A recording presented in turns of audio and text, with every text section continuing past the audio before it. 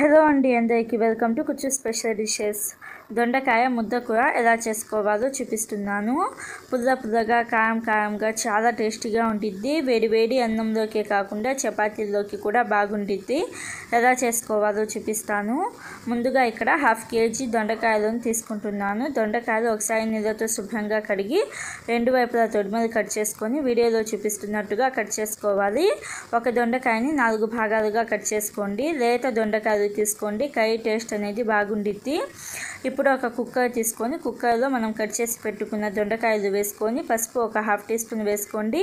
అలాగే సాల్ట్ కూడా ఒక 1/2 టీ స్పూన్ దాకా వేసుకొని 1 గ్లాస్ దాకా నీళ్ళని వేసుకొని ఒకసారి బాగా కలుపుకొని పైన కుక్కర్ మూత పెట్టేసి మీడియం ఫ్లేమ్లో ఒక 2 విజిల్స్ వచ్చేదాకా ఉడికించుకొని మంట ఆఫ్ చేసేయండి. ఇప్పుడు స్టవ్ ఆన్ చేసుకొని కడాయి పెట్టుకొని ఒక 1/2 టీ స్పూన్ దాకా ఆవాలను వేసుకొని ఆవాలు కొంచెం చిట్లనివ్వండి.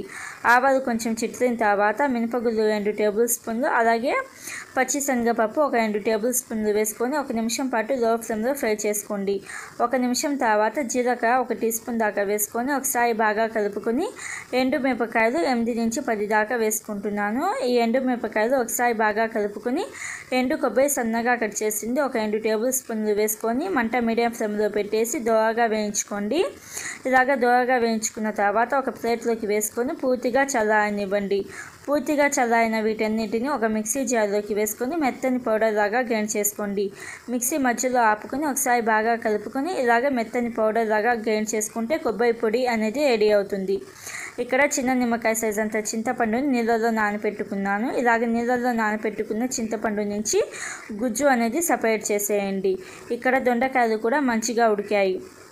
ఇలాగ దొండకాయలు కూడా ఉడికాయి కదా. ఇప్పుడు స్టవ్ ఆన్ చేసుకొని కడాయి పెట్టుకొని ఒక 2 టేబుల్ స్పూన్ల దాకా ఆయిల్ వేసుకొని ఒక 1/2 టీ స్పూన్ దాకా ఆవాలు, 1/2 టీ స్పూన్ దాకా పచ్చిశనగపప్పు, అలాగే జీలకర్ర ఒక 1/2 టీ స్పూన్ దాకా వేసుకొని వీటన్నిటిని చిట్లనివ్వండి. ఇలాగ కొంచెం రంగు మారుతున్నాయి అనుకున్నప్పుడు ఒక ఎండు మిరపకాయలను సగానికి తుంచుకొని వేసుకొని 2-3 రెమ్మల కరివేపాకు వేసుకోండి.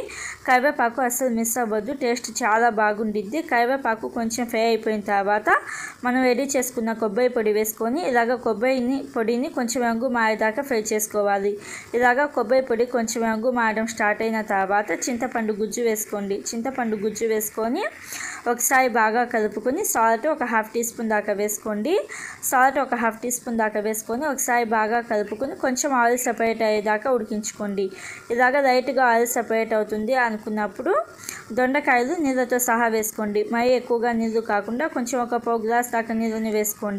ఇలాగ దొండకాయలు నీళ్ళతో సహా వేసేసి ఒకసారి బాగా కలుపుకొని పైన మూత పెట్టేసి ఆయిల్ సపరేట్ అయ్యేదాకా ఉడికించుకోండి. మధ్యలో కలుపుకుంటూ ఉండండి. ఇలాగ ఒక 4-5 నిమిషాల పాటు ఉడికించుకున్న తర్వాత ఒకసారి బాగా కలుపుకొని సాల్ట్, చింతపండు సరిపోయిందో లేదో చూసుకోండి.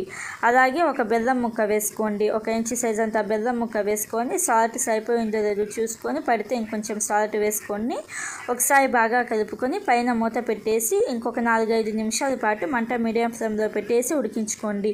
బెల్లం మాత్రం అసలు స్కిప్ చేయొద్దు, బెల్లం వేస్తే టేస్ట్ అనేది చాలా బాగుండిద్ది. ఇలాగ ఒక 4-5 నిమిషాల పాటు ఉడికించుకున్న తర్వాత ఒకసారి బాగా కలుపుకోండి. ఇలాగ ఒకసారి బాగా కలుపుకున్న తర్వాత సన్నగా కట్ చేసిన కొత్తిమీర వేసుకొని హై ఫ్లేమ్లో 1 నిమిషం పాటు ఉడికించుకోండి. హై ఫ్లేమ్లో ఇలాగ బాగా కలుపుతూ 1 నిమిషం పాటు ఉడికించుకొని మంట ఆఫ్ చేసేయాలి. మంట ఆఫ్ చేసేసి సర్వ్ చేసుకోవాలి. టేస్ట్ అయితే చాలా బాగుండిద్ది. పుల్లగా కారంగా వేడి అన్నంలోకి బాగుండిద్ది. చపాతీలోకి కూడా చాలా టేస్టీగా ఉండిద్ది. అస్సలు మిస్ కాకుండా ఒకసారి తప్పకుండా ట్రై చేయండి. Thanks for watching.